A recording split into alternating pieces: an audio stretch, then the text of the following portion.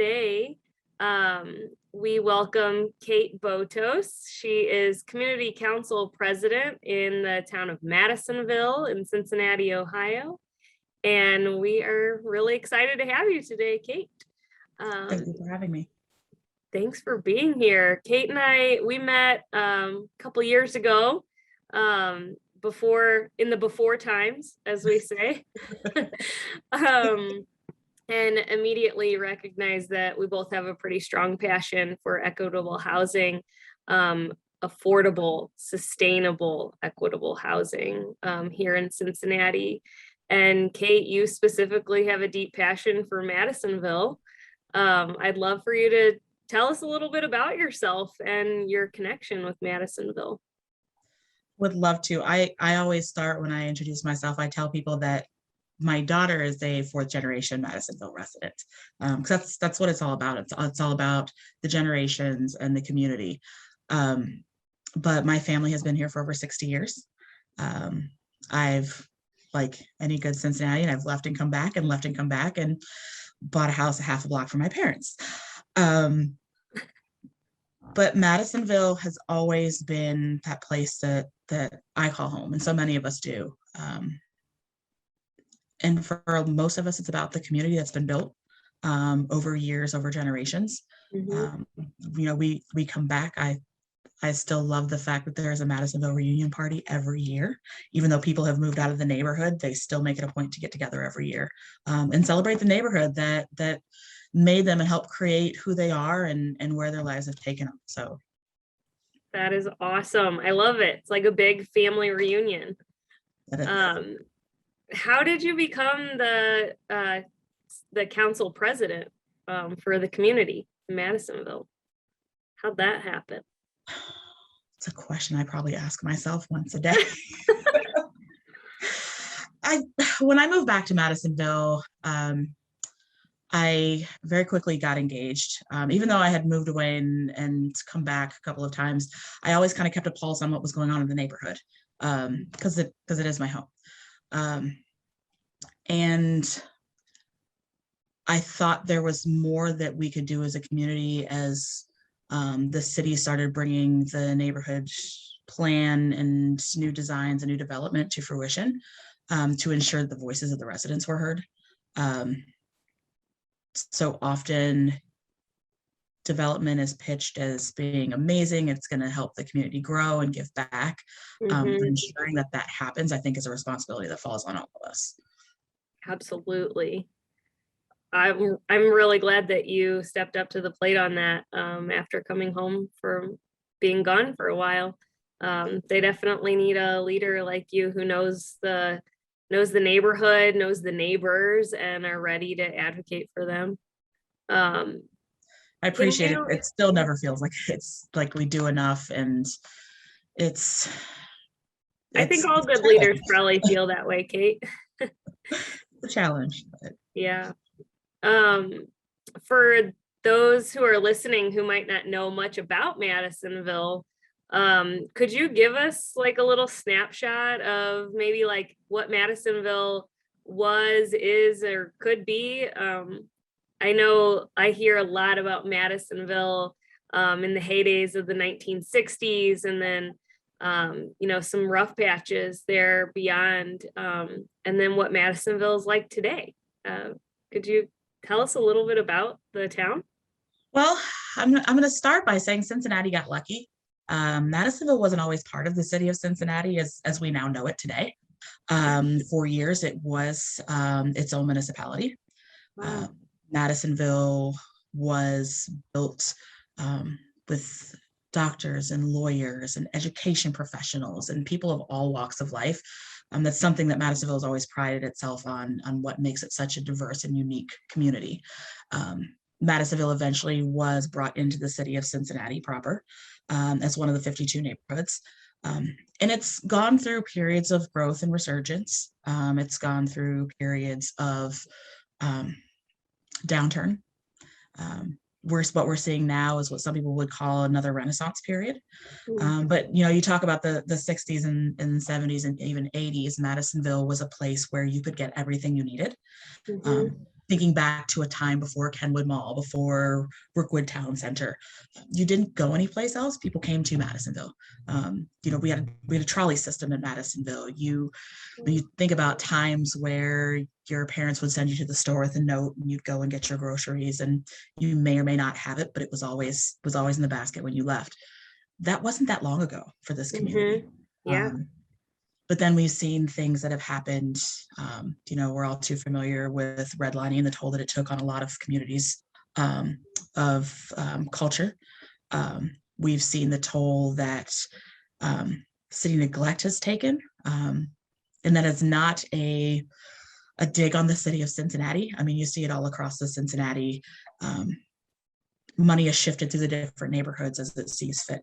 Somebody once told me you can always see where the city is going to build next based on the utilities and infrastructure as they get replaced. So if you follow waterworks, you can pretty much see what neighborhood is going to be next to be developed. But the city of Cincinnati spent about 20 years amassing property in what is now the business district, Madison and Wetzel. And that's where we're seeing the new development and the new build in that corridor, which has been very interesting to watch. Both positive and negative in some respects. But I know it definitely leaves a lasting impression as you drive down Madison Road and see the new development there. It's obvious that it's been a big undertaking, and that it has changed the way of the neighborhood.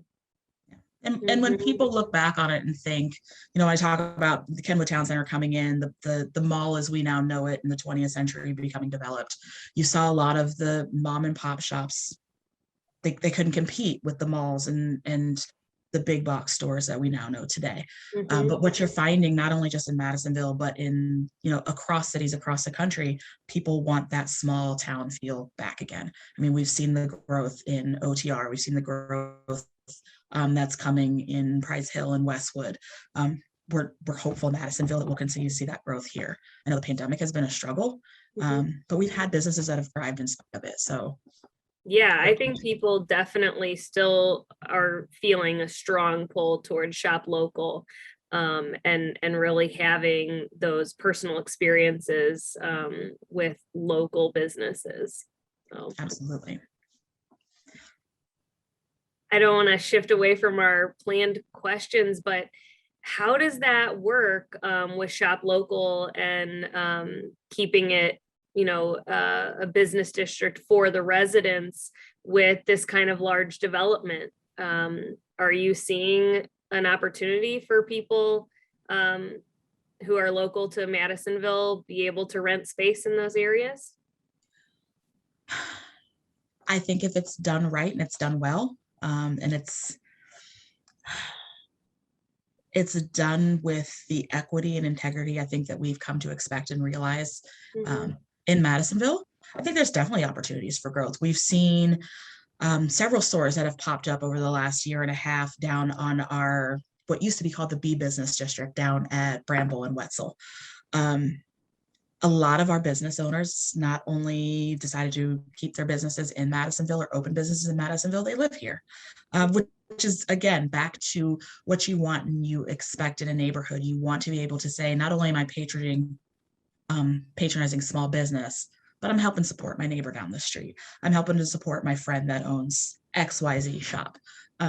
You want the goods and the services, because when you see that money move in circles and come back, it just helps make the neighborhood a little bit more cohesive. It builds that community and bridges those community gaps across the board. I think we have an outstanding business chamber, our Madisonville Business Chamber, that has done a great job these last couple of years, really building businesses up, celebrating our small businesses, and really getting the word out and helping to support the best way they can. I always say shop local.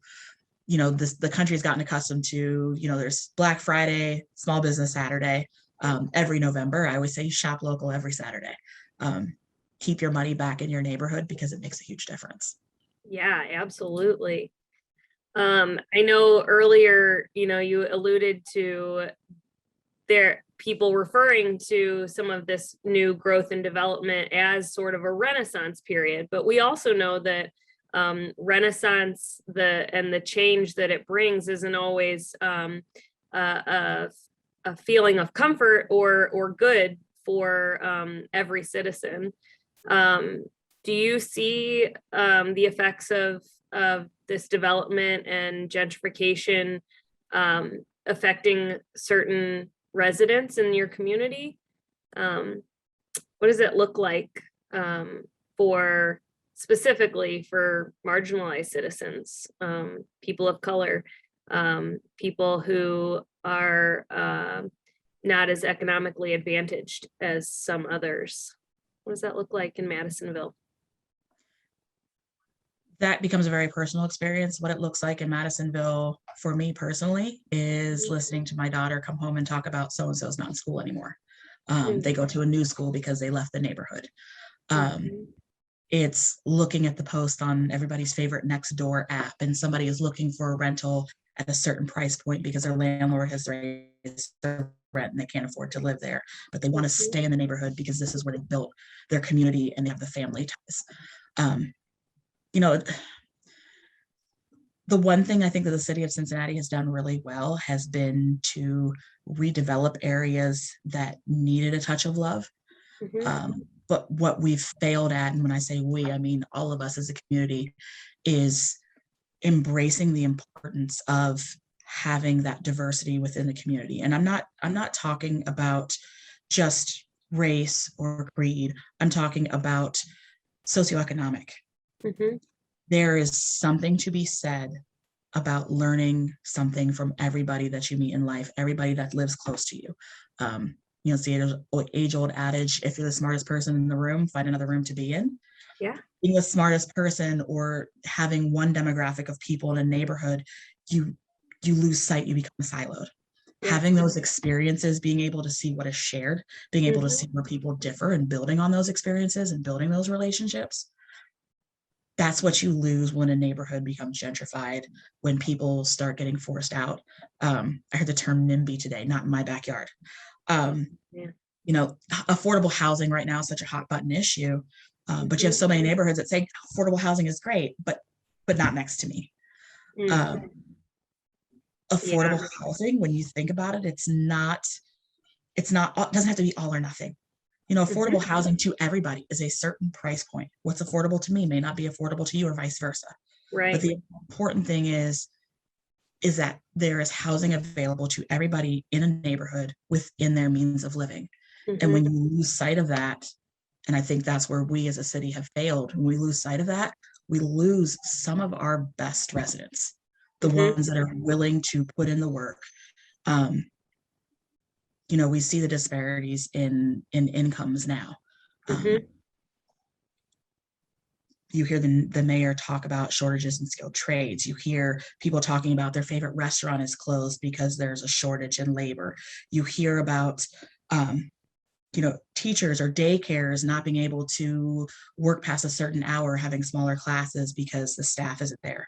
Yep. Well, if so many of these positions, your staff, your employees are trying to work and live in those neighborhoods, and if they can't afford it,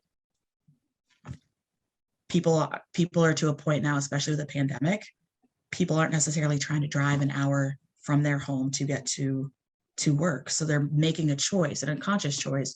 Where do I want to spend my time and where do I want to focus my energy? Definitely. So we lose those valuable pieces of our community. Yeah, I agree. I know specifically, you know, one of the roadblocks that I keep running into as development pushes forward in Madisonville and in other places, just like you said, some people have an idea that something is affordable, but when you actually look at the scope of the entire community, what some people think is affordable is not actually affordable to other people.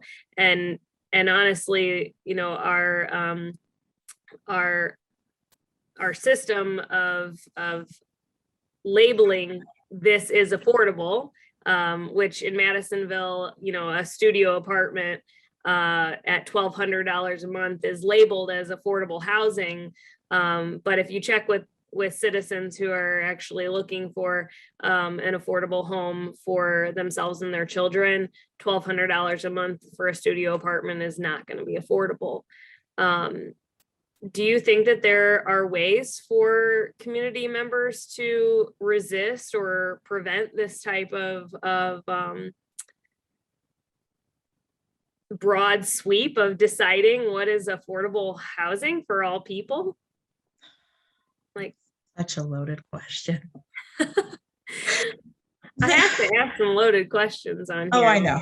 I know. I mean, there are so many different ways to tackle the issue. Yeah.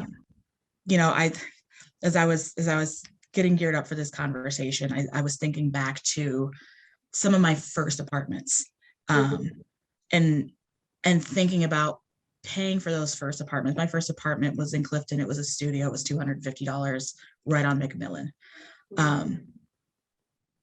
10 years ago, 11 years ago, I was paying $450 for a 1-bedroom. I moved back to North Carolina for 2 years, came back, that rent had doubled to $900 for that same apartment, in 1-bedroom in Oakley. What we've seen is exponential growth in apartment rents, but we're not seeing that exponential growth in salary structure. Yeah. And therein lies the issue. Again, affordable is a term that's so loosely used. It's always affordable to someone. Right. It's affordable to you is not affordable to someone else. I think we have to look at, you know, just like our tax system is structured, it's a percentage of your income. Yeah. If we really dug in and took a real hard look at, as a city, what we're doing with our public dollars in terms of developments, and requiring developers to have a percentage of those units be affordable based on the census tracts, I think we would move light years ahead. I'll take our development here in Madison and Wetzel, for example. There's a lot of public money that went into it between TIF dollars, city grants, public subsidies. A lot of those were received based on the census tract that it was in. And when that money was applied for, allocated by the city, et cetera, it was based on a census tract where the average median income was about, I want to say it was about 3,500, excuse me, 35,000. Yeah. So why are we not requiring the city to hold a developer accountable and saying, great, that's great. We've got this new apartment development with mixed use and retail. Let's make sure that a certain percentage of this housing is capped at a certain amount based on that original census tract for however long you got the tax abatement for, whether it's 20 years, 30 years, to ensure that the people that want to stay in the neighborhood have the opportunity to do so. Because just because the neighborhood gets new development and new housing doesn't mean that the old residents should have to leave. Yeah. Absolutely. I think, you know, you so aptly bring up, like, this isn't really a can problem. This isn't rocket science. This is do we want to make this change? Do we want for this to be the reality of our community? This is possible. And if the residents are able to come together as community and raise their voice to say, this is something that we want, we'll have to, you know, take our place in the public discourse to push those agendas forward. I can see, like, civically, like, how this works and, you know, what it looks like to be an active participant in policy that changes the landscape of our neighborhoods. I do wonder, though, also as a person of faith and as a faith leader here in the community, like, what does this look like for the church and for other faith communities to be a part of ensuring that all people have a safe and affordable and reliable home that they can, you know, where they can lay their head at night and feel safe and comforted. How does the faith community play into that? Have you seen the faith community in Madisonville be active in that? Not so much in terms of housing policy or having those conversations or bringing them to the forefront. But we have seen a lot of community building, willingness to participate and get engaged, and have the conversations with their congregations in terms of how do we become better neighbors, and better stewards of our community in which we live. And living to me is, are you attending a faith-based organization? Are you working in the neighborhood? Are you in fact having a residence here? We all live in some regards within Madisonville. Yeah. I think the key is getting people engaged. And I would be doing a disservice if I didn't address our new residents coming in. You know, so often we get this us versus them mentality. A couple of years ago when I first came on, we ended up pivoting from the website to historical Madisonville to our Madisonville, because I would so often use the phrase, it's not yours, it's not mine, it's all of ours, it's all of our neighborhood. But we tend to have this attitude or this feeling of, well, they're new, they should be able to have a say, or of course they're coming in, they can afford the rents, they're going to take over. And that's not the case. Everyone chose to be here.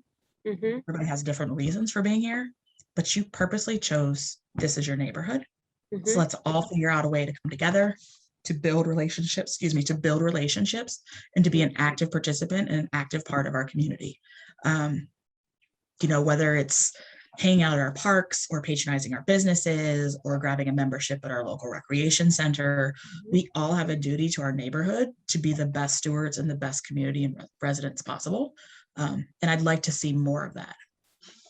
Yeah, I have noticed that as someone who doesn't live in Madisonville with my family, but who does ministry in Madisonville, specifically at MEEC, the Education and Assistance Center, and over at Madison Villa, affordable housing for Episcopal retirement services, I have felt really welcomed in being able to have a voice in our Madisonville and